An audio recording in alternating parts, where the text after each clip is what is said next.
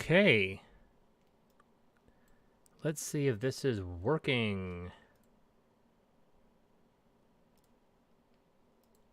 And it is. Look at that. Okay. Finally, I got this working. I managed to connect it to the actual stream. The only issue, of course, is that I went and I said 11 o'clock p.m. when it was 11 a.m., so that was dumb of me. Oh, let's get you lower down. I'm just going to take a minute just to tell everyone what's going on.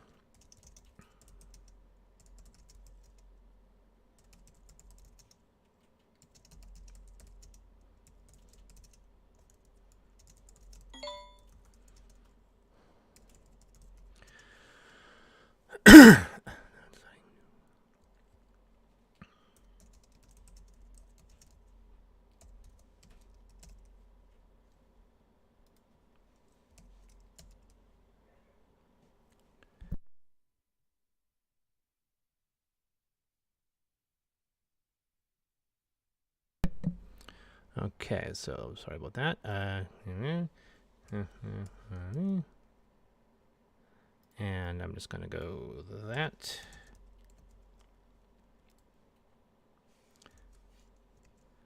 And do that. Okay, so I'm just going to quickly let people know that we are on. And everything seems to be okay. I unfortunately, because I went and changed the time, I'm sure not a lot of people are going to be on here this time, and I do apologize for that. But I can't do it at 11 p.m. I'm not sure why. I did not take a look at that. So I am going to quickly see if I can get this streaming on Facebook.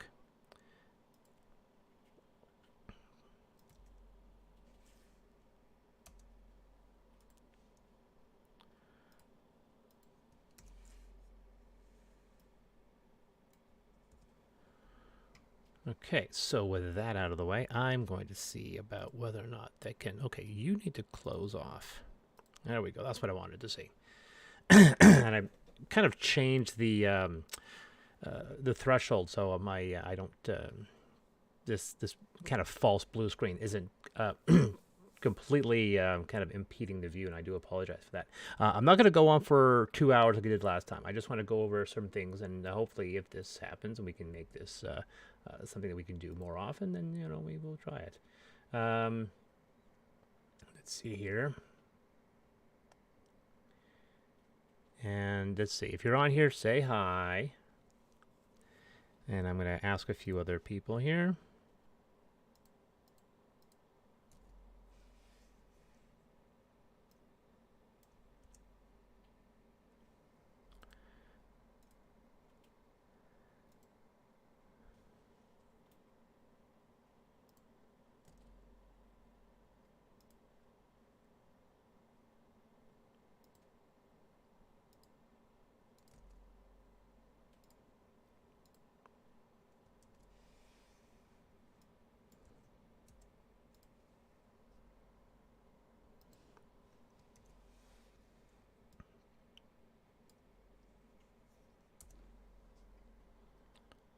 Okay. Hello, Aaron Dragon. How you doing? Okay, so I went and I blasted it off to a few people. I can see this is actually finally working. Post your comments on there. We're going to go over everything. We're just going to do a quick recap of everything we had last week. I know I said I was supposed to put out this file last week, and I didn't have a setback per se. It was more about trying to outline certain things, and then I also wanted to get some feedback from other elements. So this is the file that's going to go out, and we're going to add to it as we mess around. I'm just going to change one thing here, and we will be off to the races.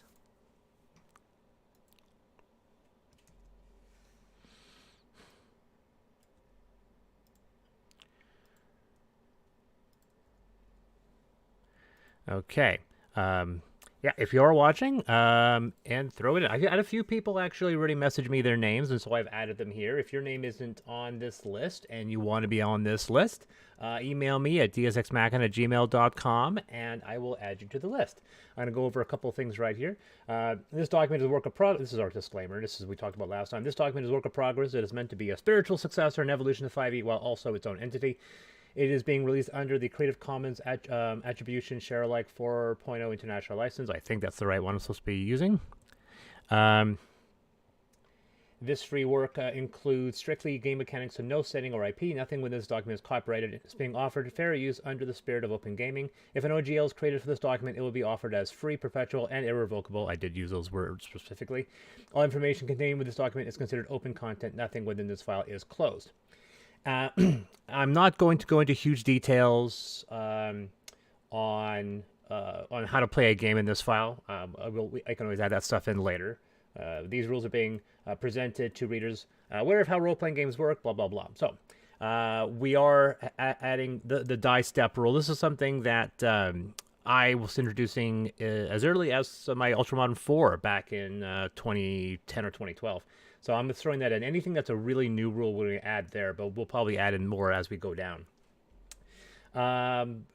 We are changing the word race to species. I've been doing that for a while. So the fact that Wizards is now doing it is not really important. And but this is something we have introduced in Amethyst, the new reboot of Amethyst, the new Amethyst Quintessence that came out just last month.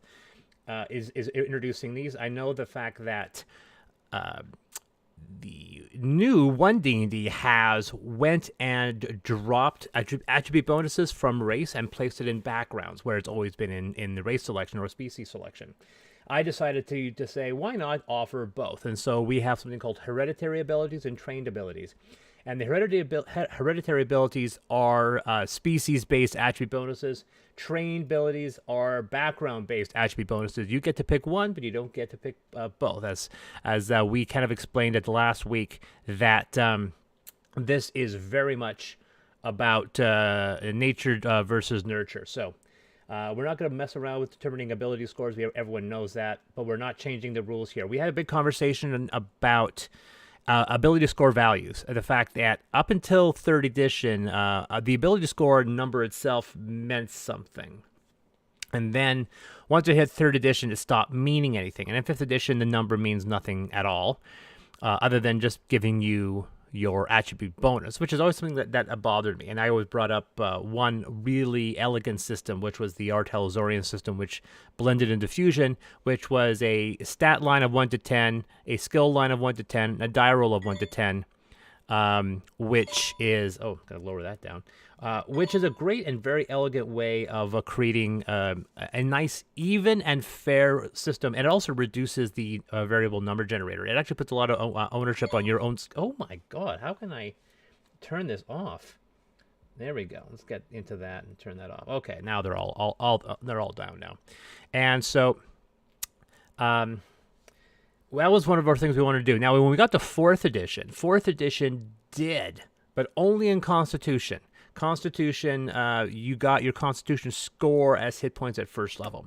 So one of the things we talked about, and they, like I said, I didn't override. All of this was community feedback, and no one ever expressed dissatisfaction with these, because no opinions are going to get ignored.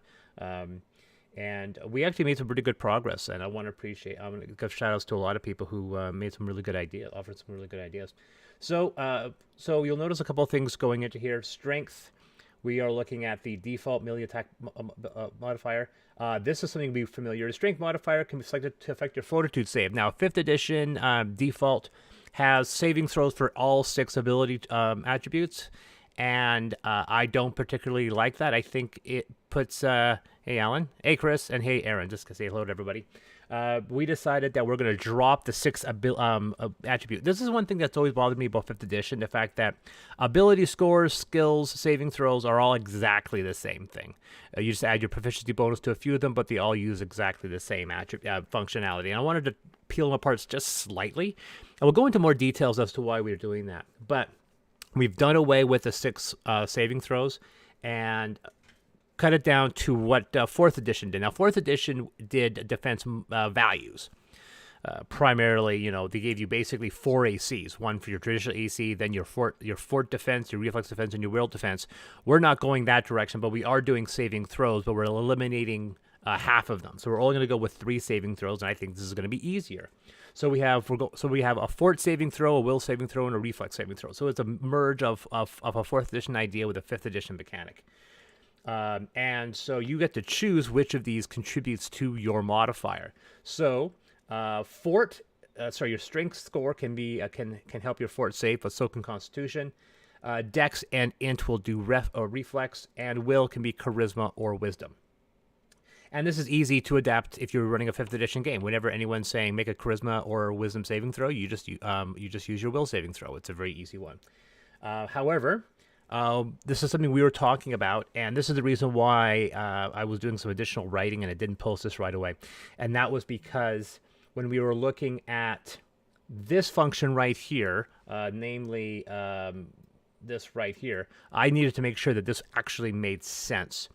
So one thing we'll see through all of these, your strength ability score is also your minimum roll when making athletic skill checks. Now, this is something we're doing. So basically, your attribute score is also basically your minimum to certain skills. And the idea being, and I've said this numerous times, there are certain people in our world that never roll a 1. So the idea of giving them this random chance is not necessarily an accurate depiction. So if you reach a certain level of ability, there are certain things you're just really good at. So if you have a 20 intelligence, you're just going to be smarter than everyone. And so, and it's one of those situations we want to make people feel as if they're excelling in some way. So almost every single ability score has this function where your score means something. In the case of strength, it's also your athletic skill check. Hey, Square Peg. So as we go into the situation, we'll notice that this is going to be the baseline for a lot of things. So strength is also your athletic skill checks. And in case you're wondering, we are going to be basically including, everybody gets basically the same 6 starting skills, and everyone can get a bunch of additional skills as well. We'll be going into that in a little bit. So your strength score is your minimum roll when making athletic skill checks. For example, if the DC for a strength check is 15 and your strength score is 17, you automatically succeed. Now, we'll be doing that for all of them. Now, the reason why I delayed, because unfortunately, if people remember, let's see if I have that link still up. Attribute checks, and let's see if I can squeeze that over there. Ability checks have these level 5 increments. And so I initially got worried that because of the enforcement of these increments, that having a 13 strength is worthless because there's no DC 13 skill checks. There are DC 13 saving throws, but there aren't DC 13 skill checks. At least that's kind of the belief. So I went on to 2 large forums and I asked them, how often do GMs set skill checks, not saving throws, skill checks outside of the 5, 10, 15, 20 range? And unfortunately, the way I worded it, people thought I meant, oh no, I set DC 75s and 60s all the time. And I'm like, that's not what I mean. I mean without multiples of 5. Once that got explained, I realized that it was about 80%, not being scientific in any way, but it was a large majority of people said they very, very commonly set DCs in between these ranges. It's not always 10, 15, 20, 25. And I think it's very important. I think that there's only a few people that said that they never deviate from the 5, 10, 15, 20. If it's hard, it's 20. They never set it to 21. And I also realized going into this that with this system, we can just say that, yes, DCs can, if it's between 10 and 15, it's, if it's between 5 and 10, it's easy. If it's between 10 and 15, it's medium. If it's between 15 and 20, it's hard. If it's between 20 and 25, it's very hard. So we give people the precedent by telling them, yeah, there will be DCs. And we have to kind of encourage GMs to say, what's your strength? 18. Okay, you need to make a DC 19 to make the person roll. Now, GMs, that's something that may end up happening. I do know that a GM that does that is a bit of an asshole. Just because they're making them roll for everything. I think that a person should say, this is a DC 16 check. for acrobatics, and then the thief goes, "Well, I can make that automatically because I'm good at what I do." And I think that's something we should pursue and keep that in here. So because initially I was thinking that I was going to have to remove this ability because it wasn't going to make sense. Because basically it only makes sense if you have an ability score that's higher than 10, higher than 15, or higher than 20. So we're going to keep that in for now. And I'll also notice that dexterity has that. They all have that. So strength and dexterity can also affect your speed. How would opposed checks, insight versus deception work? I think in situations when you have opposed checks, that would probably have to be contested via a roll. That's a very, very good question. Thanks, Chris. I think when it comes to contest, we're talking about when you're making athletic skill checks. So we can reword this in such a way that where you're dealing with fixed DCs and say this, this does not apply to contested checks. And so that's something. It still puts a lot of strength because contested checks. For those people who don't know, contested checks are excruciatingly rare. They're actually extremely rare. In fact, one thing that 5th edition did is that it removed a lot of the contested checks. I do believe insight versus deception, and I think grappling is probably all that's left. Hey, Hatter RPG, how you doing? I'm glad you've joined up. So we'll see here. Strength determines your base speed. This is something else we've also played with, the fact that your race or species does not affect your speed. Your ability affects your ability mode affects your speed, because being human does not automatically mean you move 30 feet per round and no one else moves faster. Yes, absolutely, people will move higher and faster. We're trying to put more ownership in character creation rather than what you are. So your dex or your strength can affect your speed. Constitution, this is vitality. The vitality is your basic, any skill check that deals with trying to overcome something. Your endurance and exhaustion levels will be affected by these as well. So someone with a higher constitution can just run longer than most people. And you also notice here, constitution ability score determines your base hit die, and your constitution modifier affects your hit points. So this is something else we've also put in, that your class does not determine, or does not immediately just set the tone. So if you have a constitution of 20, and you're a barbarian or a fighter, you should theoretically have the same hit points. So the fact that barbarian just automatically has more. That being said, classes will have modifiers. So a barbarian might have a +1 die to their hit points. So we'll go into that range here in a second. Sorry. Intelligence is your default wizard ability. Your intelligence score can be modified by reflex save. We mentioned that before. And this is your intelligence skills also when making knowledge checks. Wisdom does the same thing. And this is your passive perception. This is going to be a big thing because passive perception is generally just 10 plus your ability modifier. And now we're saying it's your ability score. So you get a bit of higher bonus in this regard. So because obviously somebody with a 15 perception, contested checks or the D&D 5e contest confuses some people if you're using DCs or target numbers in the game as well. You may need to explain a little bit. I mean, there's one of those situations where this is a story time. I got access to the D&D Next rules, the Friends and Family playtest, which was the alpha test, well before anyone else got their rules. So the Friends and Family playtest was a much smaller group, and this was when Monty Cook was on board the 5e project before he left, and so I had access to this very, very, very early build, and there were some very interesting things that were on here. One of which was the lack of proficiency bonuses. So you basically had your ability score bonus, and that's it, which means at first level, you didn't have a +6 or a +7 to your attack bonus. You'd only have a +4, which in the D20 range means that most of your success determination was the die roll. And this was compounded with spells, because spells were all contested. Everything was contested in spells. So you had to do an attack roll basically to set the DC that someone else would then hit with the saving throw, and this was a horrific idea. And I went and I explained in detail. I think Chris Brown probably remembers this because he was. I think we were talking about this because he got a chance to look at them as well, and I had to give them like the statistical anomaly that this was. The fact that if you have a +5 and the other person has a +5 and you're both doing a die 20 roll, that's a range of that's a huge number range, and which means that the die rolls are basically determining 80%. Oh, there you go. How to RPG. I was part of the alpha playtest for D&D Next. You probably remember this. You probably remember when spells were contested, and I sent a very large email to Mike Merles when they were asking for feedback, and saying, like, this is a horrific idea. You need to have more static bonuses to counteract the D20 random number generator, and the contested abilities. The contested abilities were not a good idea, beyond the fact that it adds more and more rolling, which makes combat longer.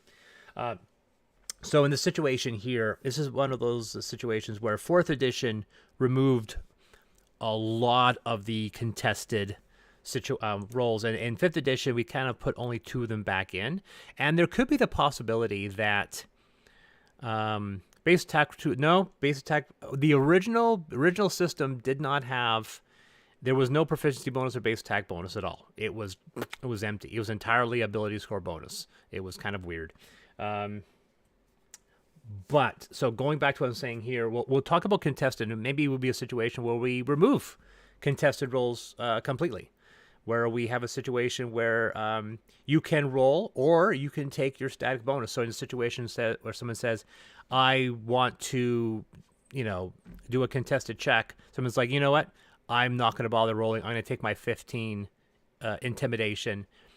And it could be a situation where if someone has an intimidation, his charisma is 15, the other person's 12, the person can say, I'm setting my roll at 15, which means it puts the ownership on the person who's resisting to do the roll. Or it's the other way around. If someone has a insight of 15 and the person has a dexterity of 12, they have to roll to get over that other person. So it could be a situation where if the rolls are the same, or if you can make a decision if you want to take your ability score bonus or take the chance on rolling on the effort of trying to get a higher roll than your ability score bonus, and that's something we can add in.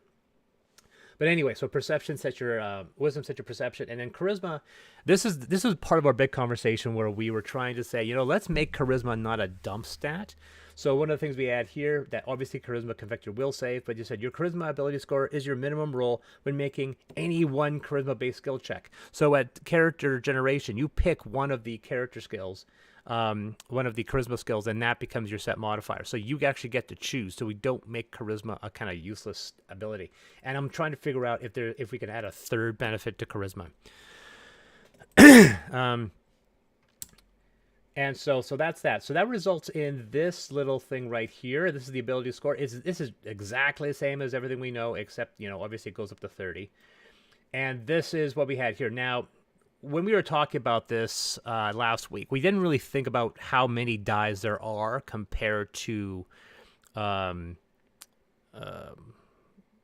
the different ranges. Like, we were trying to make it in such a way that at the evens you get the attribute bonus benefit, and in the odds you get the hit die benefit. Unfortunately, there aren't enough dies to fill in those spots. So eventually I created this situation here. So we've tried to make it so the die 6, the die 8s, and die 10s are in the normal range for most starting characters. If you do have it's strength con now. And basically, it's just con. It's just con. Never mind. I'm thinking of speed. So anyway, so if you have a Constitution of 10, you have a die 6. Now that being said, if you decide I want to be a barbarian, that'll get up to die 8. Makes sense, right? And the same thing may play with species abilities. You may take a drop depending on size, but you may get an increase in speed. We may play with that as well. So the idea being that at 18, the maximum you'll have is a die 10. That means if you're a barbarian and you have an 18 dex, you'll go up to a die 12. Now this can go up, but it takes a while. So these do appear at the odd numbers. So you don't get to D4 until 5. You don't get to D6 until 9. D8's at 13, 17. So it's not at the even number. D12 comes on at 21. And this is not a situation where players should get to 25. We haven't decided. I think what we're going to be doing is doing the same ceiling of 5th edition, which means it kind of peaks out at 20. But we may put in a situation where there are unique situations where you can get a little bit higher. and there may be a feat like you can take that can increase your ability by 2, for example. And this is the speed, which I've also had put the increments at the odd. So once again, most people are moving around the 30 to 25. You get 35. I don't believe that I've had people a long time ago when I was adding in 35 speeds in 4th edition. They said that 35 was game breaking, and the answer is no. Speed is not game breaking, not unless there's a situation where speed affects your AC or your attack bonus or what have you. I don't believe a 35 is really, because most of the time most people are simply moving into melee combat and then they're in melee combat. And considering how many monsters range way above the 30 up, giving a player character a speed of 35. Hey, Endless Knights, you're not late. It's fine. We're just kind of doing recap. So if you were here last week, then you basically know what we're talking about. But I'm just going into this here. So obviously, if you get to 40, 21, you get to 40. But once again, if we're putting the ceiling for all characters at 20, like 5th edition does, we create a situation where you have to put a lot of effort to get to these numbers.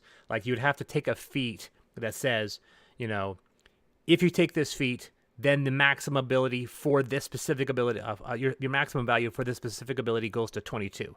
And so you have to take that just to get these up to 22, and then potentially get to +6 with your modifier, and then eventually the D12 and the 40 speed. And eventually they'll go 45 and 50, but player characters should not get to this value anyway.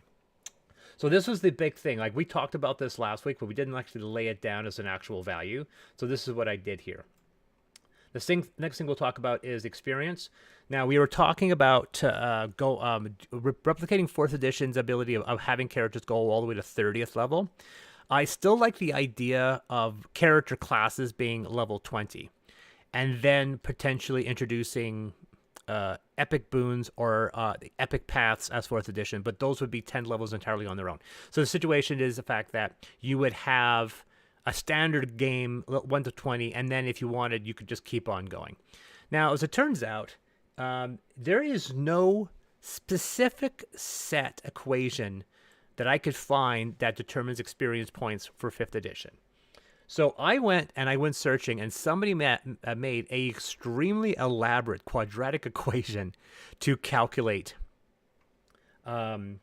these XP. So I actually ran the numbers in. So after 20, the results of these equations. So this is the best estimate of what these numbers will be. As you can see, it does go up proportionally. So after level 20, it gets increasingly difficult. The expertise bonus, we're calling it, so just in case anyone comes after us, I just changed the name for proficiency to expertise. We were talking last week of doing the half level from 4th edition, but the whole idea was to try to make this mechanically similar and easily adjustable to 5e. And to do that, it means we can't muck around with this bonus stats. So this is exactly the same range. I just called it expertise. Now, I put in, this is something that I wouldn't say is carryover from 4th edition, but as people know, in 5th edition, people gain feats at exactly the same point. So this is just simply a reflection of that. So I didn't change anything. This is exactly the same, except the fact that obviously you can now get more feats if you go past 20th level. And this is something we messed around also with about the Paragon classes. Now, in traditional 5e, your, whatever they're called, Exalted Path, Paragon Path, they all had different names, whether it be a wizard school or something like that. They are all, most of them appeared at different levels. The martial path for fighters was kind of the basic variation on that. But when I did Ultra Modern 5, I made all my Tekken classes or tech classes have their archetypes exactly the same level for everybody. And then I made the archetypes universal, which is also something that was carried over from 3rd edition. And suffice to say, there was absolutely no... there was no objection from anyone that listened to it. They liked the idea of separating them. Now, ironically, when we got to the 1D&D rules that got posted, they have gone to this idea. Now, they still haven't made the archetypes universal, at least not yet, but they did make the archetypes at exactly the same level for everyone. So basic attack rolls weren't that. Okay, we're that ready. I agree that ability to score smarter to use than passive checks. I used this system recently. Very good point. How to RPG. My group liked, but were slightly surprised and confused by using ability scores for our dice test. The transition was all good after 3 hours, and there was less dice rolling, and good plans worked. Yeah, there was. I wrote an article about this called "Dice Rolling and the Illusion of Control." The fact that players, for some reason, feel the need to want to roll, and GMs, even though they put very little credence in die rolls, they'll still make players roll as if their roles actually matter. And this is the secret of GMs. 90% of the GM's roles don't matter. They have already kind of decided what they plan on doing. So when I have players saying, hey, make a perception check, I'm hoping one of them gets high enough so I can tell them what they've learned. And that's kind of the odds. You're hoping that somebody rolls. So if nobody rolls well, suddenly you're at this situation where, okay, how do I get this information out to them? And it's one of those things where I have to try to trade myself into stop think. I go, no, you know what? You have a dexterity of 20. You don't have to roll for balance. You can make this. Everyone else has got it, at below 14 or 12, they have to roll. But you got a 20. You don't have to roll. And I think that puts a lot of, it puts a lot of power into the players by knowing that because they have these static values, that they're just automatically good at something. So I do like the idea of reducing the number of times that players have to roll. Combat, yes. But there's certain things they're just automatically good at. Darren Weston. Hey, Darren. Have height affect speed? Size, yes. Height, no. There's no. Height doesn't really have a mechanic. But I know what you mean. Chris Brown. Rogues and fighters get some extra feats. Not anymore. If you look at the expert classes in 1D&D, everyone gets the exact same feats at the exact same levels, and the archetypes also come down at exactly the same time. And so, yeah, so I think size is definitely going to have that speed. So I think we're in situations going back to here where when we get into species selections, you'll have like a halfling might have a +5 to speed, and they may be the only one because their class is small. But when we get to, like, we're never going to have a large creature because a large creature is exceptionally larger because unfortunately the scale of size is not even. That the fact that a small and a medium still occupy a 5-foot space, but the moment you go to large, you occupy a 10-foot space, which is massive. There's no human being, there's no creature out there. The only thing that in my games where players have access to something that's large is when they're in certain types of powered armor. And powered armor, I've said, aren't balanced anyway. Like on their own, most power armor that are large count as 4 or 5 magic items. So if you have a power armor, that's basically all you have. And obviously, when you deal with dungeons, it ends up becoming a hindrance because suddenly you have dungeons that a certain character can't go into because the dungeon's hallways are all 5 feet. I like a medium centaur's PC riding a horse. So do I. But the idea, the fact that although there will be modifiers to speed, it only affects characters in one way, and that's going to be gnomes and halflings, ones that are smaller than medium. They'll get a +5 to speed. We may create a situation where certain species may get modifiers to hit die, but I don't think I want to do that. I think I want the modifiers to be in the classes only, because then you can create a situation where someone gets a double boon.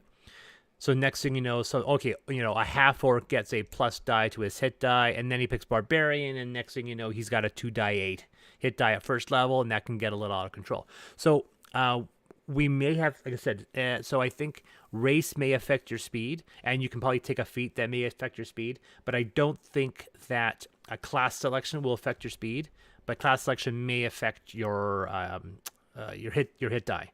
So this is one of the situations where we have to be careful we don't let things go out of control. So going back to here, we talked about that. And like I mentioned, we may have classes peak out at 20, and then we can throw in these epic destinies or what have you to go from there. Even in 4E, where everyone got feats at the same time, some classes would just get you specific bonus feats as part of a class feature. Good point. Thank you. And that may come to pass depending on the classes, but we'll do that. We'll deal with classes. So this is one we were talking about just before earlier. Skills. Skills included, so basically everybody has access to certain skills. And that's been always something that bothers me, the fact that some people have conflated a strength abilities check to an athletics check, or an acrobatics check to a dexterity check. And they're so close to each other that I got a little annoyed as a GM how close they are to each other. So I'm basically giving people automatic skill bonuses. Not the skill bonuses, but the fact that athletics, your strength bonus and your athletics bonus are basically the same thing. Acrobatics, constitution. So there's no ability checks, is what I'm saying. There's no ability checks in this version. We have saving throws and we have skill checks. And if you do a strength check, it's exactly the same as doing an athletic skill check. So, and so forth, with dexterity and constitution, vitality, and so forth. Now, the only thing where someone's going to ask is the fact that what if you have proficiency with athletics and you're at a high enough level, that number may be higher than your strength ability score. I don't know whether or not that's mathematically going to happen, or whether there's going to be a point where, because I think even if you had a 20 strength, for example, and a 20 strength gave you a +5, until 20th level, these numbers aren't going to pass each other.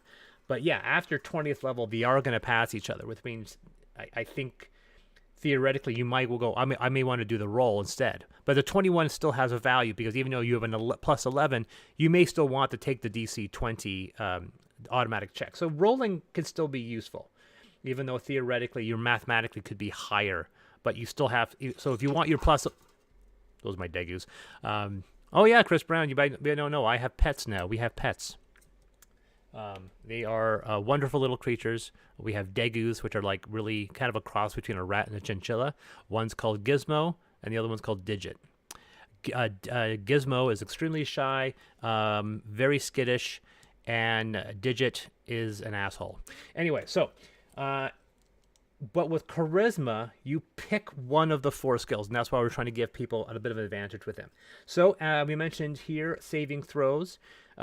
Instead of having 6 saving throws, we only have 3: reflex, fortitude, and will. Reflex is either dex or int. Fortitude is either con or strength. And then charisma, will is either charisma or will. Yes, delicious degus. There's not a lot of meat in the bones. Yeah. So anyway, so this is something, now 5th edition, we're talking about bonuses now. And bonuses, yeah, athletics, acrobatics have so many overlapping aspects. Very good point. And I think that's one of the reasons why we're going to leave athletics with strength feats. I am so strong. I'm going to lift this thing. I'm going to force this door open. I'm going to kick this door down. And acrobatics is going to be balancing, jumping around, and so forth. And that's why I think we have to make sure that there is no carryover, no overlapping aspects of those. So 5th edition, I do believe, got rid of the whole idea of type bonuses. And that's why you have your armor bonus, and then your shield gives you an extra +2. It doesn't say what kind of bonus it is. And then you have a bonus with your spell set. They just assume everything kind of compounds without putting in the type bonuses. And I think that there is the argument to be made to put that back in, but not as many as 4th edition did. 4th edition had 7, I think. They had armor enhancement, feat, item, power, proficiency, race, and shield. I think that's dumb. I think we should have armor enhancement, expertise, which is your proficiency bonus, shield, and untyped, and that's basically it. I don't think we need any more. Untyped bonuses automatically compound, so I think if it's not one of these, and it's one of these, and I think if we do it this way, I think it's not going to be terribly hard for people. I mean, technically, we could even do away with shield. Right? I think armor bonus has to be there. Enhancement bonus has to be there. Expertise automatically. But I think we can go away with shield and put that under untyped. Without any objection, I think I'm going to do that just to make things even easier.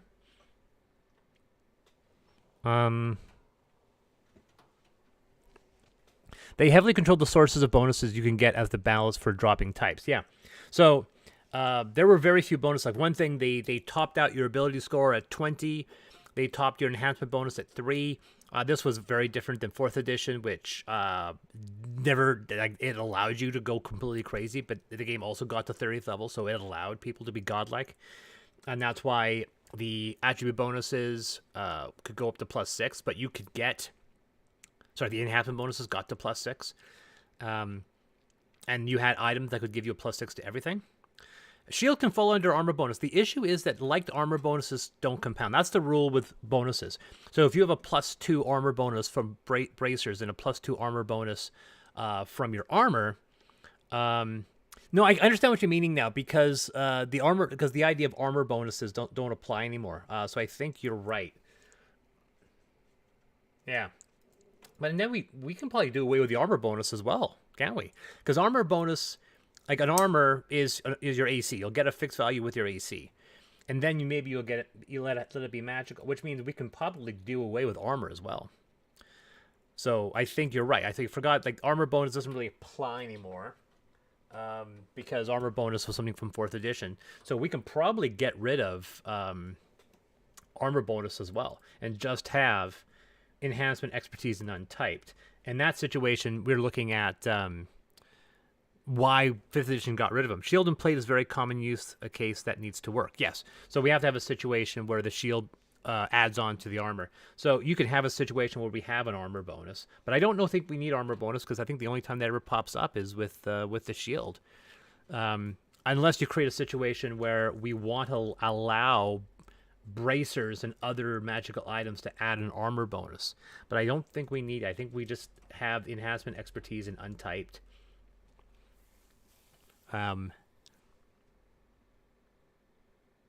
Unless anyone has any other objections. So moving on, we'll get back to that because there's a full minute transition between comments. So I'm not going to sit around for minutes. We'll go back to it once we need to. So this is something I've had conversations with a lot in 5th edition with people, and that are bonuses. And we'll get into this here. I wrote this just before we got here. And anytime I would try to offer a static bonus in 5th edition, I would get criticized. And the criticism came from the fact that people said, no, it's advantage or disadvantage, and that's it. And I was like, well, why? It can't just be that. But in case you're wondering, yes, I actually did get complaints from people, especially when the first Ultramodern Quintessence came out. No, because Quintessence didn't have as many people who bought it. But when Ultramodern 5 came out, I did get criticism for people that said they don't do static bonuses anymore. You don't get a +2 bonus to this skill. You just have advantage or disadvantage, and that's it. And I was just like, why? Now, 4th edition did something similar, but instead of having advantage, they had static +2. So if you had a bonus, it was always +2. And they never had anything past that. And that was another limitation that they did. If you ever got a bonus, it was always +2, and that +2 was always fixed, which means you could never get a +5. There was never a skill that gave you a +5. There was a skill that would give you +2, and bonuses were always basically fixed. And I want to do away with that. So I created something called an edge. An edge is a +2. And so this is something where we can play around with skills and abilities. It's not, you can have a permanent edge. Someone can give you a temporary edge. But the edge is your fixed +2 bonus. And so it's like, for example, when someone says, well, wait a second, why is a fighter and a rogue, with the same dexterity? Shouldn't the rogue be better? 5e already has a bonus precedent in cover rules, +2 and +5. You'd be surprised how few a +5 pops up. But what I'm saying is the fact that so many people within the 5th edition architecture have stated unequivocally that advantage is the only real bonus. Yes, I remember the +2 bonus from D&D 40. Absolutely, you're absolutely right. That was the thing. But that was, so I would get pushback whenever I did any fixed bonuses to skills as a class bonus. Right, saying you have a +2 bonus, or you have a +4 or +5 bonus, and people said they don't do that. You just get advantage, and I'd have to say, like, well, why? And I always had this philosophy, and I had wars, like huge conflicts with people over 4th edition, because 4th edition, especially with Ultramodern 4, I was bending a lot of the rules and a lot of that philosophy, right? The people who remember me from 4th edition remember this whole thing about the philosophy of 4th edition, and I was going to war with people saying, can you tell me what the philosophy is? And they were saying, 4th edition is about saying yes. It's not about saying no. And I was just like, that you can just reword every sentence to say no or yes anyway. So going back to what I said here, though. So yeah, 4th edition, it seemed like every bonus was 2, and then nothing else was beyond that. 5th edition introduced advantage, and a lot of people kind of assumed that that was the only thing. By saying instead of giving someone a +2 bonus, you gave them advantage. And people will still get advantage, but I like the idea of this term defined as having an edge. So, for example, if you're a rogue, you can say, at 6th level, you can say you have you gain an edge on acrobatic skill checks or something like that. You get an edge on this, and so you know that's a +2 bonus. And since you can only gain an edge once, they don't stack. Same thing with a lot of other things. However, and as I stated here, whether or not we create a terminology for a +5 bonus. I don't want to call it double edge. That sounds stupid. But some interesting, unique terminology for a +5 bonus, or whether or not we need them. Maybe we don't. Maybe it's just edge and advantage. I do want to keep advantage because I like the idea of advantage. It was a great mechanic, and I think it should stay there. Someone just commented, we abandoned D&D since 13th of January and moved away to GURPS, Cypher, Lord of the Rings, Starfinder, Pathfinder, Star Trek, and Star Wars. And role-playing game. We'll be supporting Orc tabletop RPGs.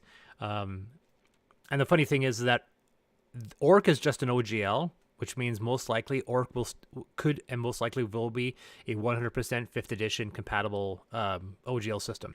So if you walk away from D&D and still support Orc, you're still supporting 5th edition D&D. I also love the fact that I was talking to Fred Wheeler from How to RPG last week about GURPS and the fact that if D&D tries to copyright strength, dexterity, intelligence, you forget that GURPS had this from the 80s. Anyway, so that was another comment I wanted to just come. How do we have? Yeah, GURPS. Let's see here. Absolute power. I don't know what that is. Absolute power uses minor and major edge for a similar idea. Yeah, I want to make things simple. That's why I like the idea of advantage and an edge. And so when we have if we do want to define a +5, and this is something we'll allow people to talk about. Am I frozen, by the way? I hope I'm not frozen. Oh, I'm not frozen. Okay, good. I want to have another term. If we decide to go with this +5 bonus, I want to give it a name. If it doesn't have a name, or if we don't want it, it goes away. That's simply How to RPG. You'd be surprised how many people don't use any cover rules from 5e or using disadvantage on creatures attacking someone in cover. We'll get into cover and concealment. That's something we're going to definitely address once we get to combat. But we're slowly creeping in on that right now. Do I have anything else down there? No. Well, yeah, there's a few things we'll talk about races here. The other thing we mentioned, which we'll talk about when we go into classes, that we've done away with gods. We are not enforcing gods in this system. We are going to have a spellcaster type that can basically divert into multiple different paths, necromancer, healer, and so forth. But we may end up doing away with the cleric class as a definition, just because we want to make the system agnostic, and we don't want to force people down any paths if they want to make a system that is religious agnostic, rather than gods are actually proven in the setting. We'll get into that later. So the other thing also mentioned here is that I've played around with double advantage and double disadvantage. In 5th edition, you can't get more than advantage twice. I say, why not? And this is something I played around. I introduced it actually in Affinity, where in a very rare situation, you can get advantage twice or disadvantage twice. And I think that was in relation to the Taurus class. In Taurus, there's a class called an Oxomancer, which uses deck building for casting spells. And he can get, if he gets advantage, he can actually draw additional cards the same way as dice rolling. Tunnels and Trolls also has the 6D and the abilities. Well, there you go. Like I said, it'd be very difficult for them to really go after people that are using their architecture. So double advantage, double disadvantage, I kind of want to throw that in. But like I said, we're kind of still thinking whether or not we want to throw in this +5. We'll leave it for now, but I like the idea of having an edge.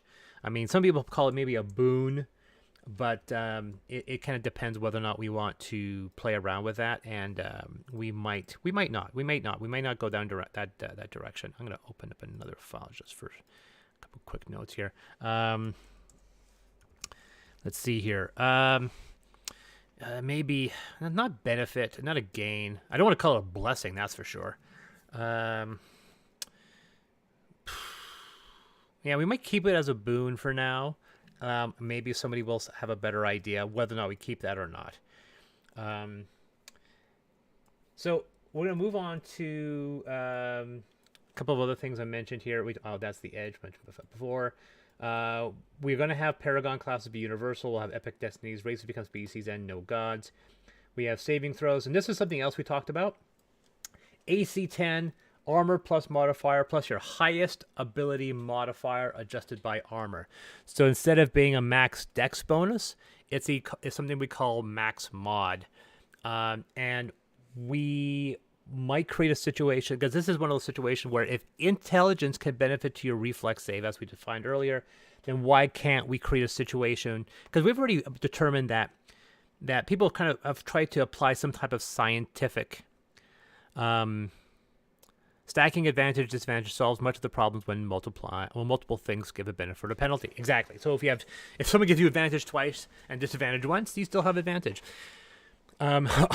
Awesome and super awesome bonuses. Yeah, no, okay. I love the humor, but no, we're although I like the idea of calling a rule being awesome, and I'm just gonna add that there because I don't dismiss anyone's idea, but maybe something being awesome. Maybe being awesome is set the die to 20. I'm just gonna throw that in there. Like I said, we throw everything against the wall and we'll make sure what sticks. Because if you throw an idea that's a joke, it might hit the wall and you may be surprised. It may end up sticking. So being awesome is set the die to 20. I'm just saying that. Anyway, so AC armor is now max mod. So it's not your max dex bonus, it's your max mod. Whether it be... the question, of course, is, anyways, can someone have a max mod of charisma? Well, in the situation here, we're already saying, like, we're giving people the variety and the idea, the fact that because you don't have a dex, and so a situation here where, regardless of where you may be, maybe, because the thing is that we can justify why strength will have a +2. What happens if you have advantages and disadvantages on a dice test? Well, we know that in the 5th edition architecture, advantage, disadvantage lock each other out. But in a situation where you have double advantage and disadvantage, the advantage, disadvantage cancel each other out. You still have advantage. Going back right here, we can justify why strength giving you a +2 to your armor class makes sense. We know that dex giving you a +2 makes sense. We can justify an intelligence giving you a max mod on your armor. We can justify wisdom. It's an instinct. You kind of know where to be and when not to be. And since we can define 5 of them, we have to be able to throw in charisma. We can't say it's everyone but charisma, because we were creating a situation where charisma once again becomes a dumb stat. And part of my mission statement with these rules is to make sure that charisma is something where people go, oh, damn it, why is charisma good? I wanted to dump charisma, but now I can't because charisma is cool. And I'm still waiting for someone to throw the idea where charisma becomes awesome beyond the fact that you can apply it to any one of your charisma skills. But so we are implementing this thing adjusted by armor, and we're doing the max mods. Now from that out of the way, we've talked about the some of the basic rules, and I don't think we want to go into classes until we kind of muck around with combat, because I guess it depends whether or not we want to handle. I mean, we have skill checks already. What happens if you have? Okay, we have that question. So we have. Let's see here. So we have the passive checks, we have skills, and I think obviously if we go to skills here, we have the strength-based skills, we have the dexterity-based skills, intelligence, wisdom, and charisma. And I would like to create a situation where we have more, so strength only has athletics currently. Now, I can't remember here. In case you're wondering, I do have all the books open near me. And maybe, actually, I want to check, and I hate to do it. In case you're wondering, I actually had to crack open my 2nd edition book. No, my advanced D&D from the early 80s, the blue box, to get to look up something. So we're always looking at some of the ideas from other books here. I want a page. I want to talk about skills here. Keep the comments coming, folks. 84 for skills. Okay. So we have now 5th edition introduced what, 12 skills, and Pathfinder has like 1,000, and obviously we got to hit some kind of happy middle ground here. This is another Game Master Roundtable members live streaming a tabletop design session. Huh, really? Okay, so we have athletics. What else is a strength-based we can use? Now, because athletics is going to be your climb, and it's going to be your swim, and I mean, technically, it's one of those situations where I understand why they would want to separate them, splitting up climb and swim. But I agreed why we should probably not do that. And then we had acrobatics, and acrobatics basically gave you your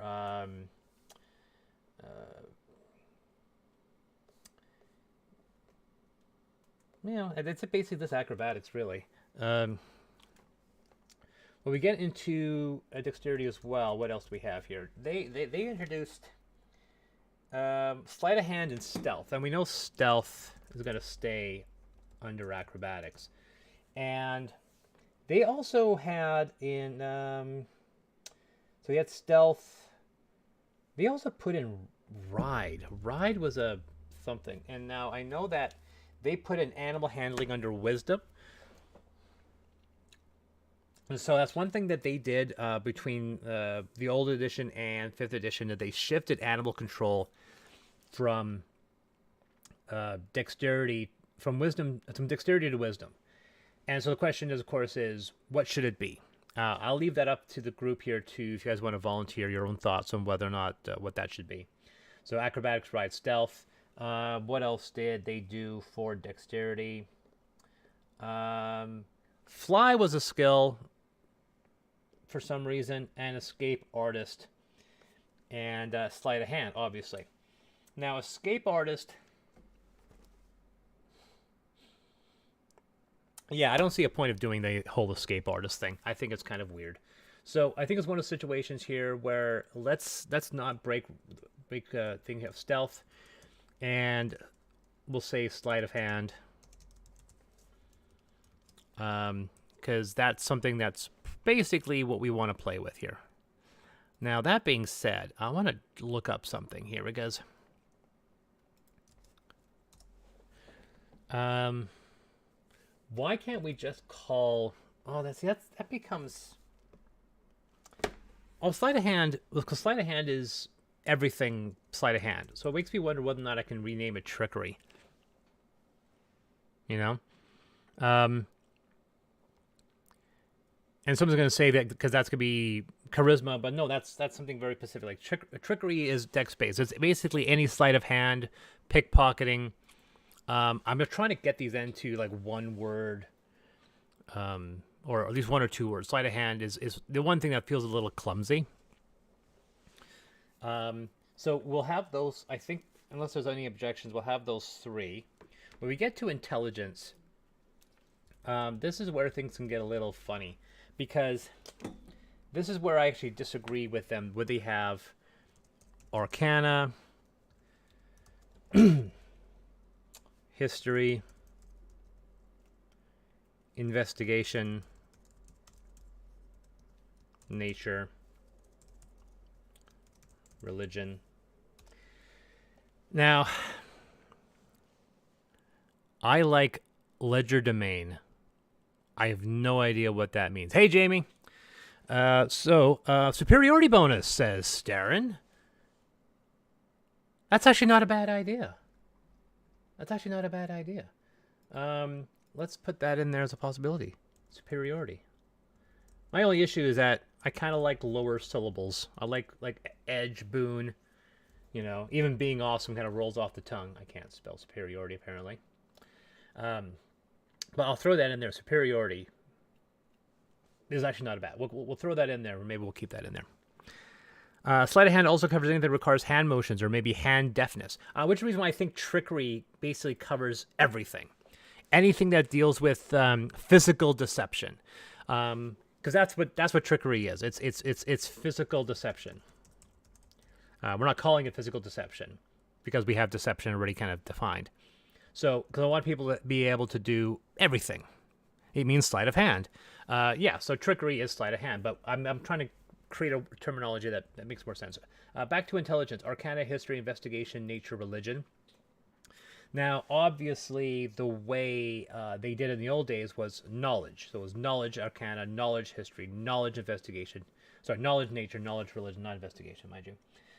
And those were all the int-based. Now, the other thing, of course, is you also had craft, which was not something that was as a skill in 5th edition. And so the question I'm asking the group now is why?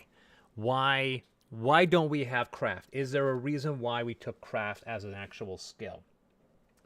I think arcana and spellcraft are basically one and the same. So I think that's the reason why they took knowledge or arcana out of there, because it's basically the same thing. History, oh boy. History has always been a problem with me, which is the reason why, as early as the original Amethyst, back in Quintessence, I put in something called regional history, because a generic history is it's very generic. And it's one of those situations where they throw that in there knowing that it's a setting agnostic, that maybe you're in a situation where the entire world is a generic knowledge check. Investigation, I always had issues with investigation, because investigation basically is a situation where, let's see here. The way they explained it here was, when you look around for clues, make deductions based on those clues and so forth. And so it's one of those situations where people were saying they were conflating. Yeah, we'll get into that. Crafting got moved to tool proficiencies. We'll talk about that right now. Can we dump tool proficiencies? Because it is one of the vaguest, dumbest things I think 5th edition did. Of all of the mechanics 5th edition put in, tool proficiencies is probably my least favorite. For one, tool proficiencies, none of them, to my knowledge, told you what they did. I have a tool proficiency in vehicle. Great. What the hell does that mean? Do I add my dex? Do I add my int? And you basically had to, it was a vague system where you basically had to kind of explain, oh no, I think I should use my int for this. And in the case of a vehicle operation, that makes sense. But, if you go into tools, and tool proficiencies, which, but I'll tell you, I would say right now, I would like to do away with tool proficiencies. Even when they got introduced, I thought that they were a bad idea. And I want to basically get them out. So yeah, I know why crafting got moved to tool proficiencies, and I think it's really dumb. I think that we should probably move tool proficiencies back as a skill, because I think creating an entirely different mechanic for having an item. So yes, so what? You need a certain item to do a certain skill. But do you need certain things? Like me, it's one of those situations where we have tools. Sure, you have, but someone said you need Tinker's tools. Thieves tools to do thieves checks. So maybe not. Maybe you don't. Maybe you can just pick up a stick or a pin and you can do it. I think int skills, knowledge, passive, recall, problem solving, application of thought. So in skills, knowledge and problem solving. Okay.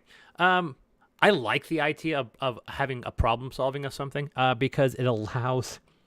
This brings up another problem. We'll get back to crafting in a second. Just comment on your little thought there, Darren. The biggest problem is that GMs feel they need to let players solve problems, even though their characters can sometimes be way more intelligent than them. But GMs don't want to feed answers to players. They want players to figure things out.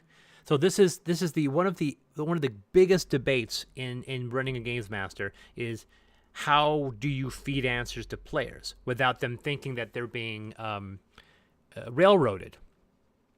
And the answer to the question is like, wait a second, your character has an int of 20. You are clearly not that smart. Your character knows this. And I think it's an important thing as a tool for a GM to say, your character knows that this is the solution to this problem. And then a player can go, well, I don't think that's the actual problem solution. I go, yes, but your character is smarter than you. And this is going to be the age-old debate, because a lot of GMs, especially newer GMs, they want to let the players operate their own character's intelligence score, regardless of where their int really is. And this is... I am playing ping pong. I am back.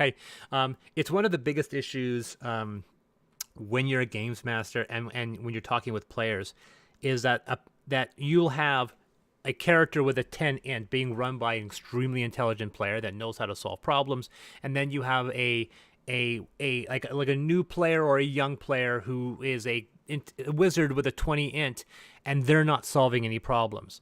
And this is one of those situations where this is kind of on the fault of the GM, and it's something that I try to now change. It's one of the last things I really learned by looking at a player and going, your int is 18. You know the answer to this question. So this is one of those things where we talk about implied intelligence and so forth. So I think the idea of putting in some kind of problem-solving skill might be useful, because we know that there are people that have natural recall, that they can recall anything that they learn, but they can't do a Rubik's Cube.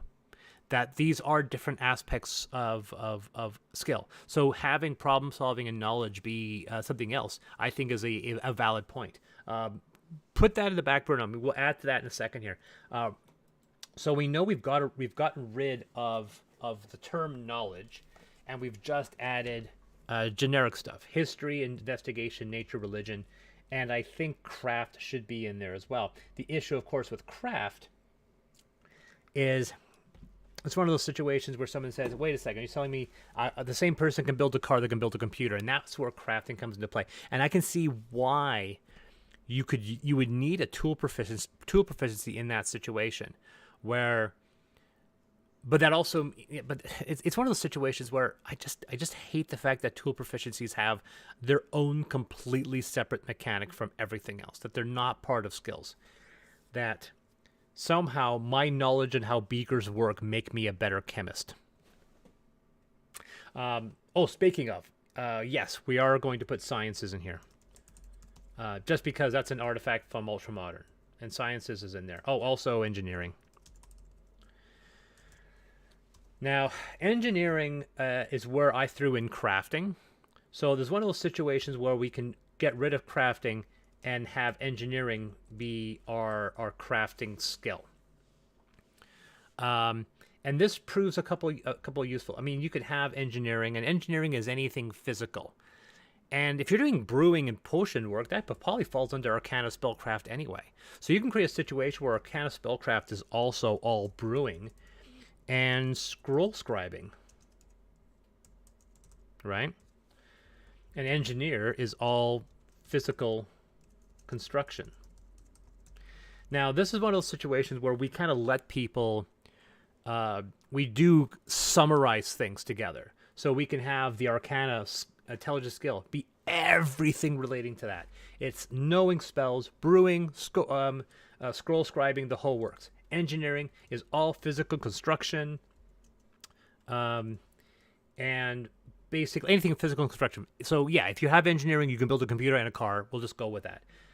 History, like you can have a situation. This is where those edges can come into play. You can say, I have a proficiency in history, but I have an edge in Portuguese history, and that gives you your little benefit. Investigation. Now, investigation could also fall into your problem solving there, Darren, where investigation can create a situation where, but we want to make investigation to be specifically problem solving and not like finding, like, because finding clues is perception. Because perception is being aware of certain things to notice things. But perception got kind of pushed into a combat mechanic where perception was only like how often did people make an investigation check to find a trap? Because it seems like from their logic that a perception check was exactly that. Like how did those definitions, like this is me that's almost confused in some ways as to how we created that situation. Like what is, like, that's the thing. What is the difference between investigation and perception, right? And you see, perception is lets you spot, hear, or otherwise detect the presence of something. It means your general awareness of your surroundings and your keenness to your senses. How is that not the same of investigation? Is when you look around for clues and make deductions based on those clues, you make an intelligence investigation check. So you need perception, insight, investigation overlap is a good time. Yeah, and that's the issue. Now, the only issue is that we do define exactly problem solving as a catch-all for the application of intelligence to solve a problem, research, investigation. So investigation is problem solving, research, and assembling clues. It is not to notice them. That falls under perception.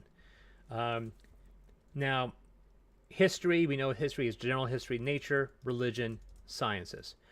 And these are all knowledge checks. Now, going back before, engineering makes sense because Pathfinder had engineering.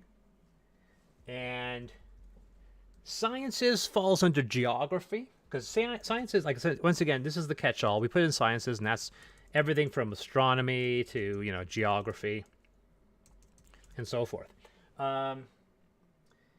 And history kind of takes care of your nobility, events, and so forth. And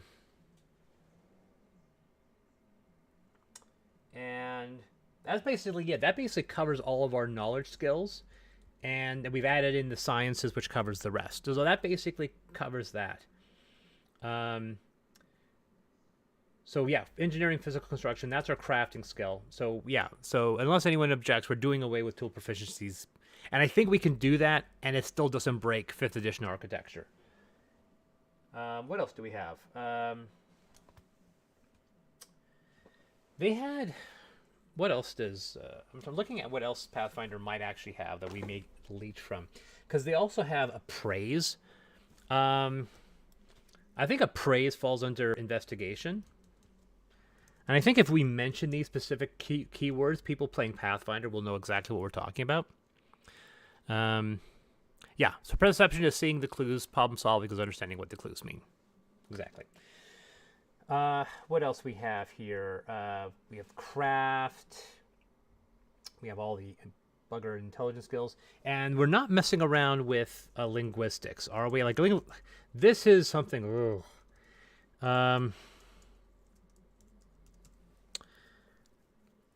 This is something that's always bothered me. Every single character in fantasy role-playing in general, they all are multilingual. How many times do you have characters that knew 5 languages? And how many people do you know in real life know 5 languages? Like, almost every character I've ever played knew 3 languages. And I think it's fantastic that we think that in the world of fantasy, that there would be random people walking around that know 3 languages at least. And you had to take a feat in some situations to know more. This is something that's very, very interesting. I think linguistics we might have a point where linguistics falls back into the setting. And then potentially, that's a super North American thing to say. No, it's not. Trust me. I've traveled a lot of places. It's very common to have 2 languages. It's very common. Now, it should be noted, and this is unfortunately true, tons of people know you're not actually making the point, Chris. You're not making the point. Listen to me. The vast majority of people on the planet are monolingual. You might be surprised. You think, the vast majority are bilingual. No, the vast majority of the planet's population is monolingual. I can even bring up numbers on this one. Actually, I got another message here. Let's see here.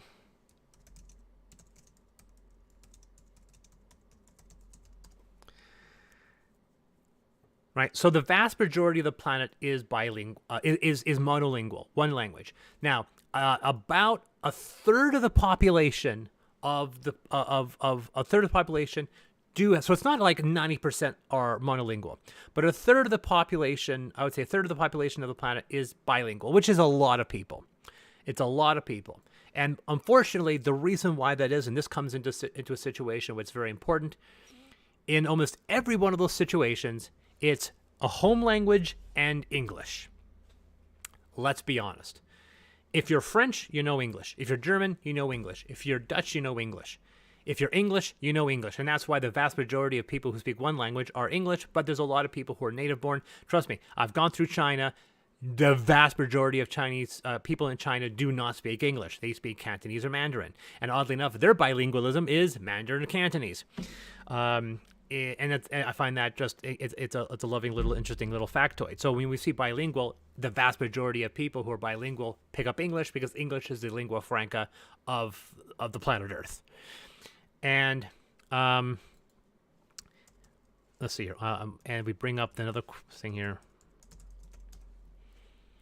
Now, when we get to people who know 3 languages, once again, we're dealing with a situation where the vast majority of people, very few people in comparison, only about 1/8 of the population of the planet is aware of 3 languages.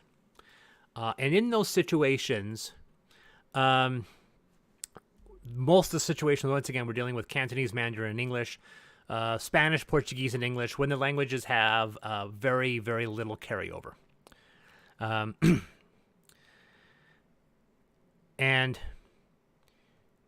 when we deal with situations where we have 4 or 5 languages, and funny thing is that we're kind of making the point that when I'm trying to push this point, and it's absolutely true. There are very few people I know that know 4 or 5 languages. And I know tons of people. You don't really. I'm calling bullshit on this. Very, very, very, very, very, very few people. Only about 1/7 of the population knows 3 languages. And so when you get down to 4 or 5, we're talking minor percentages. So when we're dealing with the realism of fantasy characters all having 3 or 4 languages, it's actually exceedingly rare. And the great thing about D&D is that we can enforce this idea that everyone knows 3 or 4 languages. But the honest to God truth is that if you go to, and remember, when we're talking about, I know tons of people who know 3+ languages. More and more people are becoming bilingual. One of the reasons why we can is because we have the internet. We have a global structure. And this is something I think a lot of people are forgetting. Tons of people in Europe know more than one. Yes, because they have the internet, because they force interaction. If you go to the medieval age, into a fantasy kingdom, thanks, Aaron Dragon. When we're dealing with going through medieval age and so forth, and ask yourself seriously, how many people in England in the 1400s?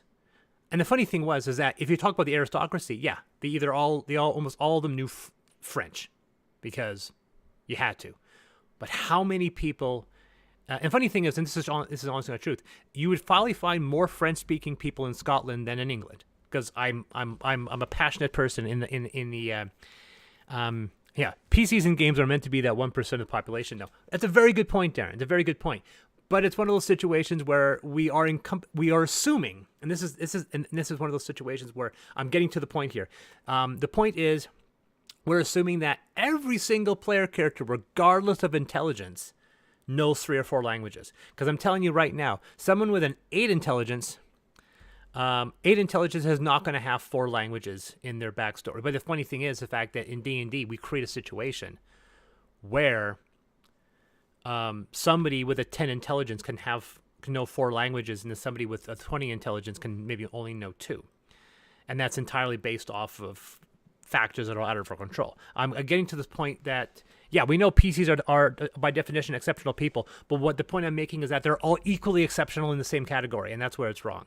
We have people who are going to be smarter than others. So it makes sense that somebody with a higher intelligence is going to have the capacity. A lot of people were bilingual in the medieval age. Hey, hello, Alan. Thank you for showing up. I'm saying the fact that it's not as many as you might think. I think in Europe, potentially, there were probably 2 languages. But once again, I'm applying the logic, and this is something I do. And I'll go into details in another video of why I act this way. Where we have a situation where when we deal with exceptional people, I don't think it makes sense that everyone's exceptional the same way. I am not saying that we should pull languages out and saying, no. And if anything else, Darren, I am not talking about reducing the languages, starting languages, because it's one of those situations where everybody gets common, because in a fantasy world, for a believable fantasy world, there is a lingua franca, and the lingua franca is English or common. And common has always been sometimes divorced from English, but let's be honest, it's common is whatever language that the player group is speaking. And so it's this vague term. Now in Amethyst, because Amethyst is set in the real Earth, does have a definitive language, right? There is English, and English is common. But if you go to Europe, common changes to another language. But so it's one of those situations, and I haven't done that yet. I haven't defined that, whether or not I'm going to say like everybody in Europe doesn't speak English as their lingua franca. It's this Romanic language, which I introduced in Amethyst, and say that's the common tongue in here. But that creates a horrible situation for players across the border, and they can't talk to anybody. Which actually, some GMs may go, I like that idea. I like the idea of players traveling through an area where they don't know any language. Common should be a magical language. Mouth shape bother me. I know that's a joke, but it still sounds funny. Okay, so I think this is a situation where we're dealing with language, and I'm going to make this little section right here. Is that all of it? Yeah, it's all of it. Where, actually, it's not all of it. So, okay, so when we have languages, we can say everyone gets common, whatever common may be, and that's it. And that creates a situation, everyone gets common. Then you may get lizard people don't make human sounds. Yeah, all speak. Now we're getting into situations where we're playing around with the whole Blade Runner gutter speak or city speak or something like that.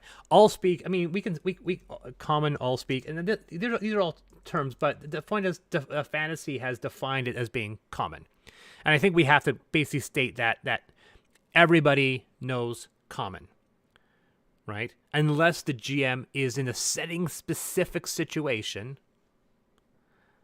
and is in a setting-specific situation where he wants to say no. But that's a homebrew. That's a specific setting-specific. We're dealing with a generic universal system, which means there has to be a lingua franca. And lingua franca is going to be common / oral speak / English, depending on how you want to do it. We'll be using the term common, right? Then, now, species selection gave you an automatic language. Now, this automatically assumes, and this has been something that's a bit arrogant, the fact that we're assuming that every single species has one language.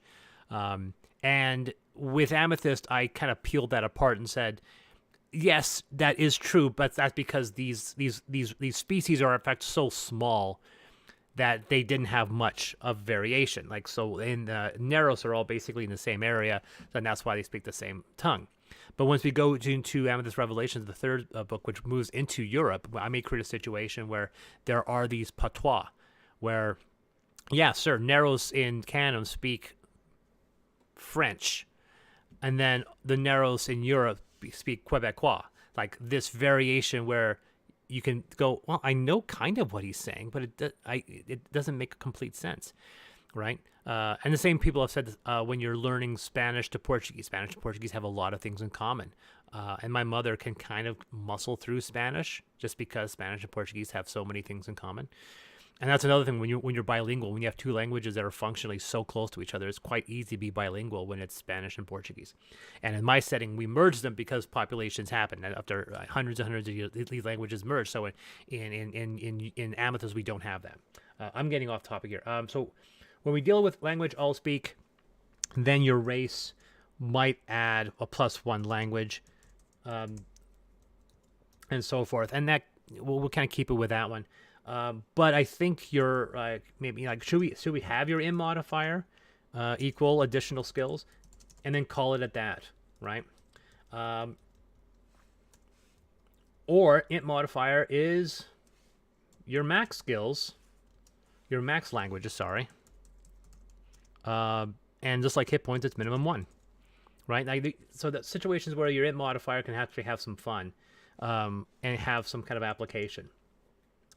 Or we can say minimum 2 because you'll get a language from your race selection. And we can say that fact that, yes, people are exceptional, but maybe it's a situation where if you have an int of 18 at first level, you're automatically going to have additional languages you don't have to worry about. And it has nothing to do with, you don't have to take feats and waste game mechanics for languages.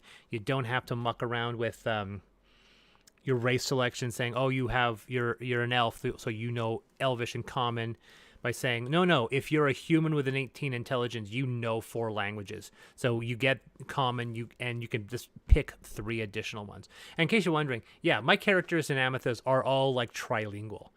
Because I made language an important aspect of the setting, and it was impossible for that to make sense unless people were multilingual. Because we do have Common, we have One Speak, we have Romanic, we have tons of English languages, so we don't have one human language, which is what's enforced in almost every fantasy setting. We have multiple human languages. And so, and the funny thing is we talk about this, the realism of our current world, and we don't really talk about the fact that in a fantasy world, it's a safe assumption. Talking about what Alan just said, the fact that lizard people don't make human sounds. Therefore, how easy would it be for a human to speak a lizard tongue, right? And so when someone says, I'm trilingual because I know Elvish and lizard speak, and you go, how in the world? And the funny thing is, I remember District 9. District 9 had the similar situation where District 9, they had this alien clicking language, and the human, the main character human, could understand their clicks, but he couldn't speak back. So we may play with that as well. I'm going to kind of move languages probably up there, but all of this with like a 20-minute variation to get into linguistics, where linguistics can remain a skill. So if you have a high enough intelligence and you are with someone that's speaking a language you don't understand, you can use your linguistic skill to try to talk to them or to try to interpret. And this is basically both vocal and written.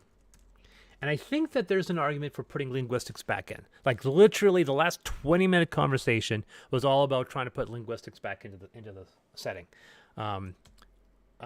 Is there any objection from anybody? Curious. If we're going to keep linguistics in there.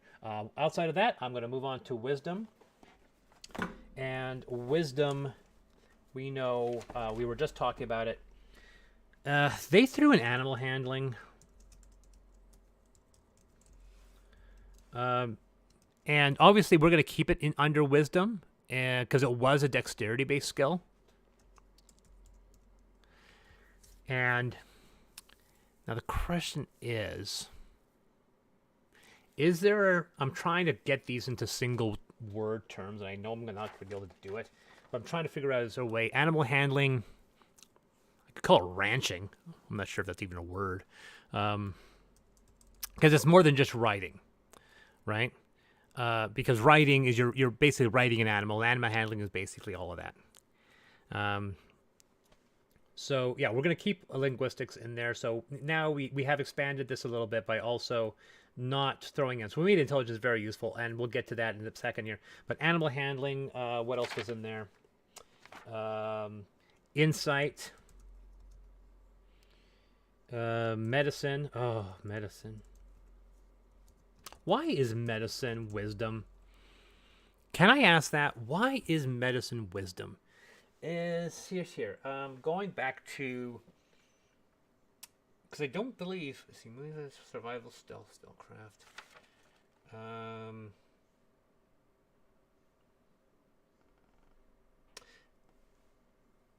Yeah, because that goes back to the old days. Husbandry. Ooh, thanks, Darren. I like that. Thank you. This is why we have a group here. Husbandry. So, boom. We've just dropped animal handling. It's now husbandry. Alan. Alan handling should be charisma. Very interesting point. I like that. Medicine is int-based. Thank you, Chris. You made my point exactly. Medicine should be int-based. Why is medicine under wisdom? Ask any medical student. You're absolutely right. So I think we're in a consensus. We are going to move. I think they did that because they don't want intelligence to be this massive skill, but skill is intelligence. There's no way around that. Husbandry for wisdom. I mean, technically, there's so many cases people can make by moving all of the wisdom skills to intelligence, but we're not going to do that. So yeah, we'll keep husbandry in wisdom, and obviously we'll do perception as well. And they also had survival, and survival, once again, technically should be intelligence. It's wisdom because you can know, but wisdom is practical. Okay, it's wisdom because you can know how, but wisdom is practical application. But you think but once again, then why aren't all the engineering and crafting skills wisdom based when they should be intelligence? Medicine should be int. It was done to leave it with divine spell. Oh, that's okay. So you're telling me, Fred, it's entirely a mechanical compromise. They threw medicine in order for clerics to be good at it. So obviously we don't have to do that, especially since we were kind of going away with that. So we're moving medicine back to intelligence, where animal handling will stay with wisdom, insight, perception, and survival. Someone will make an argument that we know survival is basically trying to survive. It's not your physical capacity to resist. And I know we skipped something, and I do apologize for that, because we know that Constitution doesn't have any skills attached to it. And we're going to put that 630 children. We'll add Constitution, just in case we do think of any skills that can be Constitution based. So husbandry, insight, perception, survival. Husbandry is hello, endless nights. Husbandry is specifically for livestock. I personally like the word, but I was in the conversation the other day where some folk did not like it. That's true, but and obviously there's a reason why they picked animal handling as being this generic term. Because husbandry, yeah, but we're dealing with a situation where, yeah, keep thinking about it, guys. Because husbandry, people will think, is husbandry also agriculture, land management? So it's something we can, and I don't mind that. I don't mind the fact that husbandry could be anything dealing with livestock and farming, right? We can make an argument, in fact, that this is all like sciences and medicine, an all-encompassing thing that covers anything that deals with farm work and animals.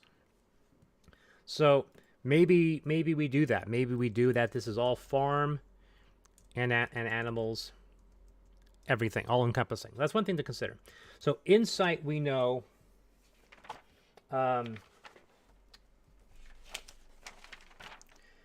is, true intentions of a creature and so forth. And someone's going to say it should be charisma. It's not. Charisma is expression. We know that. Charisma is expression. Wisdom is internal. So the idea that wisdom being an application of something, wisdom is entirely, in my opinion, an internal thing. Husbandry is kind of the exception to that rule. It's one of those things where your gut instinct. That's what wisdom always thought. Gut instinct. Husbandry is livestock only. Plant stuff is farming in real life. Okay. That being said, there is nothing that's farming related. Crap. Do we want to do that? Do we want to put in, how many times? Someone's going to say in MMOs, people farm and they raise crops all the time. nature is nature basically. This is one of those things. Is nature, farming? Because it would make sense that would be farming. Then nature would be farming, and then husbandry is under animals under wisdom. And someone's going to make the argument: is why in the world is animals under wisdom and farming under intelligence? Tool proficiency, plow. No, we're not going in that direction, Chris. You know that. So I'm proficient with the plow, but not the hoe. So I can't be a farmer. So we have those skills. Yeah. So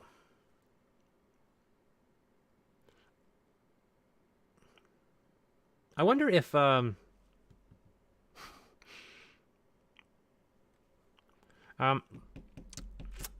trying to think here whether or not. No. I was thinking maybe we should have gut as a skill, but because insight, insight can. Because most of the time, I think that insight is. It was funny. See, and funny thing about insight, because insight also in the 5th edition talks about gleaning clues from a body, so it basically includes investigation. This is where things get. Use botany instead. Well, that's where sciences comes into play on this night. So we're throwing all the sciences in there. And it's like, because a farmer is not a botanist kind of thing. So botany kind of falls under sciences. I think that's what my thoughts would be. So husbandry is all animals and animal handling, insight, perception, survival. Before we get into charisma, I want to put people's minds about whether or not we should have. Now we have a vitality skill, which we have introduced. And think about whether or not we want to change insight to instinct.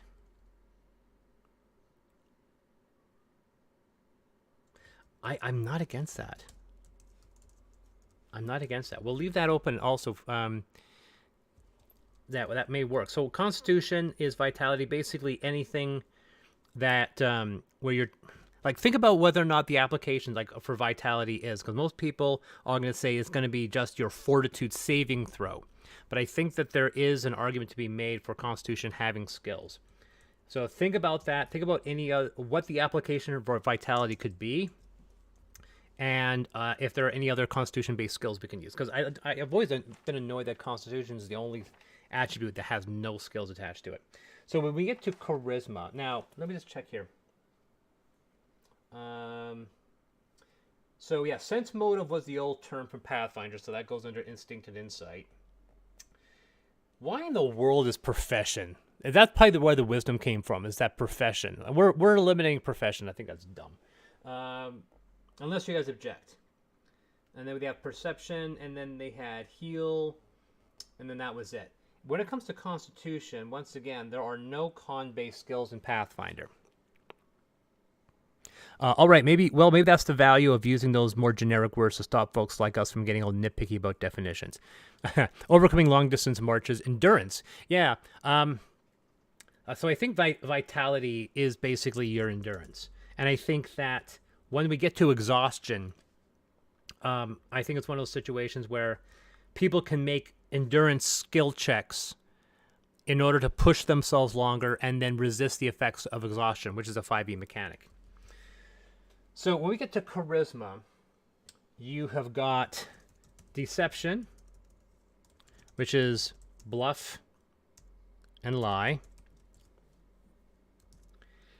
And technically, bluff and lie, this is one of those situations, because performance and professional, anyway, we'll get into that later. Deception, intimidation. Apparently I can't spell, because I know it's how I spell it right, but I have fudgety fingers. Intimidation, performance, and finally persuasion. So now when we got to Pathfinder, they have diplomacy. I'm not saying we're adding these, I just want to write these down. Use magic device, we're not doing that. I mean, I don't think anyone's going to agree with us to do that. Perform, which was performance. What else was a charisma-based skill back in the day? Intimidate. Handle animal was charisma. Weird. I didn't think I wasn't aware that you could just be a suave, debonair person and convince a dog to like you. And then diplomacy, I mentioned that. So that was basically the only thing that they added. So hey Jim, how you doing?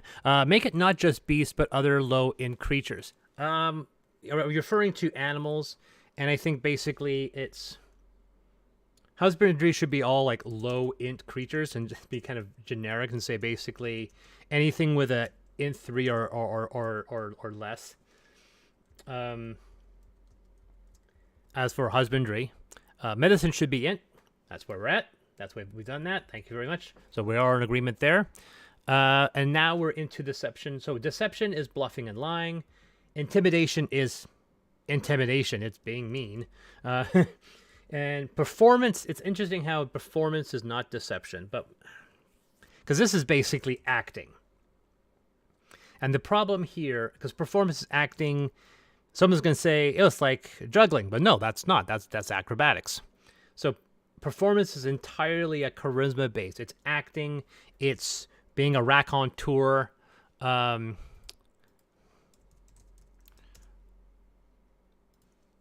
I knew I was going to spell that wrong, so I'm just going to get that done right. Raconteur.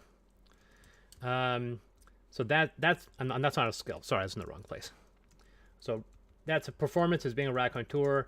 So it's basically like performance is effectively is close to being your natural charisma. I mean, it's one of those situations where a performance is a way of being better. So it's one of those situations where, because someone may say that's not true. Someone may say that natural charisma should be under persuasion. And performance is basically just acting and being a raconteur. So this is where this is one of those situations where I also want to go to charisma here. So deception check determines whether you can convincingly hide the truth verbally or through your actions.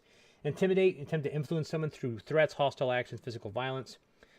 Performance, this is one of those situations that someone in this chat was going to remind people that somebody tried to use strength as their intimidation skill, or constitution as their intimidation skill, as their physical force.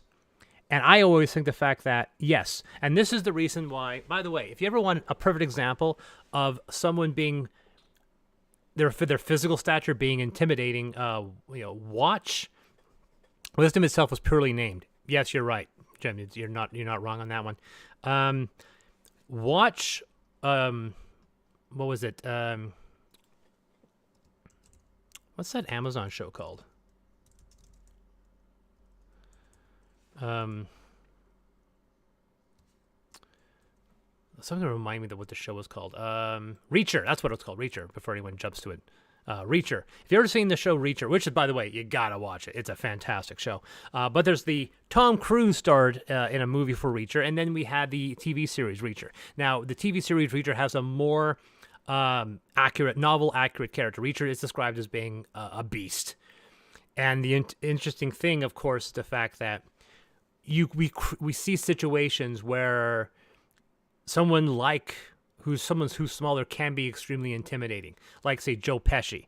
Joe Pesci, yeah, I already beat you to it, Chris. I already said it. That's the unfortunate 30-second delay in this. But the where Joe Pesci is intimidating Goodfellas, and he's 5 feet tall.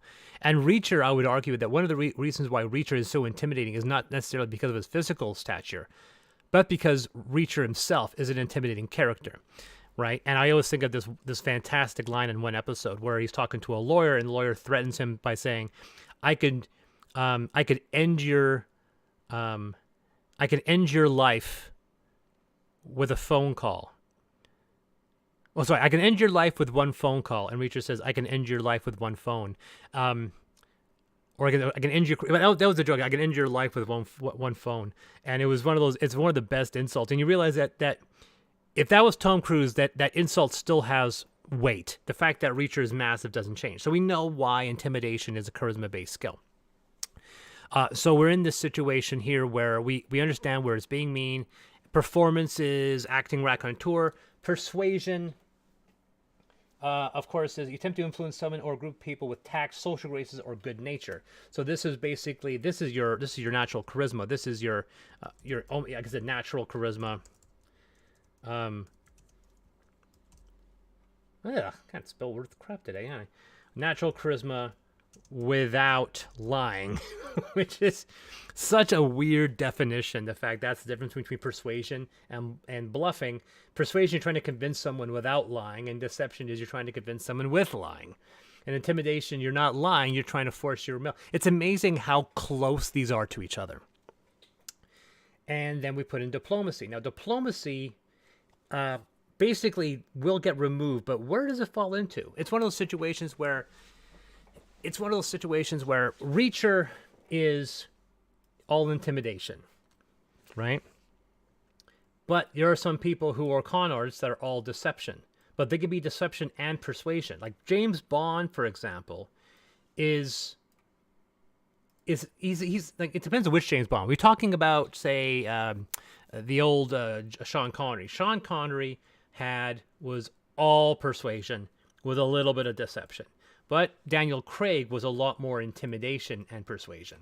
So it's one of those situations to take into consideration. And I think the rogue, for example, one of the things we can do to rogue, when we're talking about the fact that when you pick your character, you pick one of these skills. We'll take diplomacy out. One of these skills to be your set skill, which means you can automatically pass either deception, intimidation, performance, or persuasion skills. So Reacher, for example, he may have like a 15 or 16 charisma, but he's selected intimidation as his fixed skill. And then if you're for example a rogue, you get to pick a second one, so you can be automatically really good at persuasion or intimidation.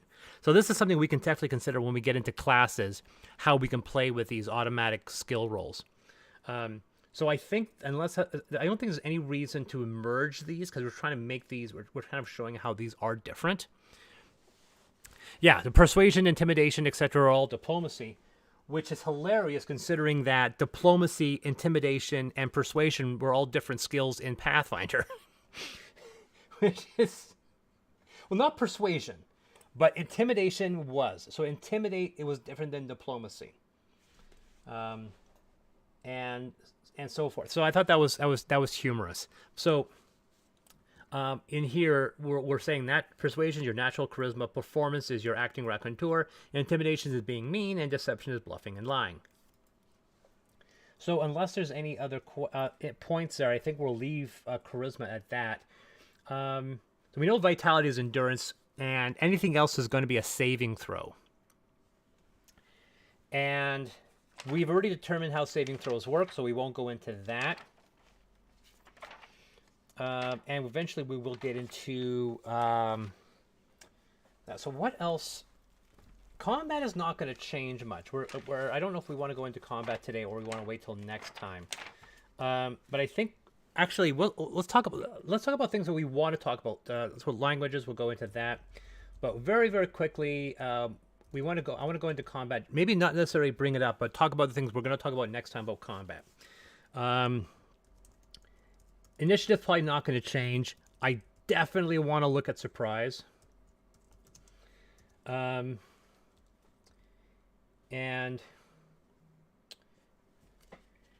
one of the biggest ones I want to talk about is the breakdown of actions.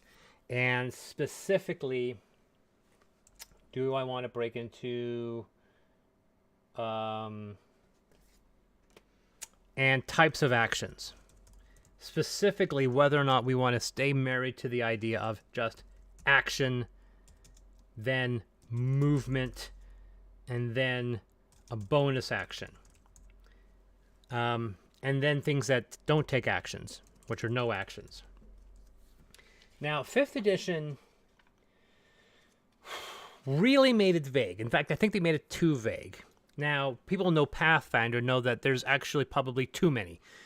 At least in the old days, you had, swift actions, you had full round actions, and so forth. And I don't think we're going to go in that direction. But I want people to think about whether or not we want to define these actions again. putting in stuff, because even I made mistakes of adding in free actions and stuff like that. What actions are available?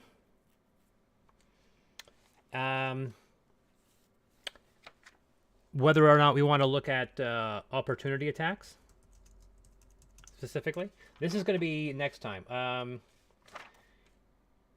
And basically, if not, we can define a move action again, because right now, as it is, a move is not defined. And whether or not we want to introduce a minor action. But minor will probably be bonus, even though bonus is a very interesting thing. Bonus is kind of like this blend of move and minor. And I definitely want to think about implementing the idea of actually defining free action. So that's some of these things we want to talk about. We'll also talk about weapons and hit points reduction, specifically whether or not we want to reintroduce negative hit points. Well, I'll say negative. Whether or not we want to do that. Because that's the other question, because 4th edition had negative hit points, 5th edition does not. And let's hope to God we can finally get some shoving and some grapple rules that we like.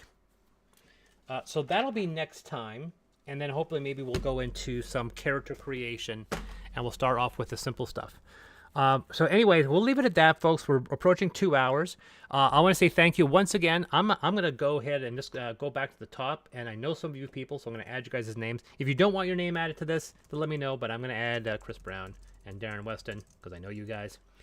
And if you guys want your guys' name added as a contributor, email me at deusexmachina@gmail.com, and I will add your guys' names to this file. I will probably have a final version of this file now that we've defined this ability right here. I'll send out a working file. I'll post it in the comments, and then you guys, I want main bonus, free, swift, minor move, special, and dense actions. Eventually, Chris, you will. The great thing about not having you in the room with me is that I can refer to you when I need to and get your humor when I need to. Okay, so I've added you guys to that. We'll see about doing this again next week. I was happy we peaked out at the same number of people as we had last time. So I know a lot of people came back, and we had a bunch of new people. And I will make sure I tag this properly. So instead of saying 11 p.m., it'll be 11 or 12 a.m., and we'll try to keep doing it on Wednesdays or Thursdays. Anyway, guys, I'm going to end it there, and thanks a lot, everybody who contributed. I like to think that we're still having this as an open thing. I'm not overriding anyone's thoughts, and people's ideas are being implemented, and you guys had some great ideas, some things I couldn't have thought of. So I definitely appreciate this, and hope you guys come back next time. So that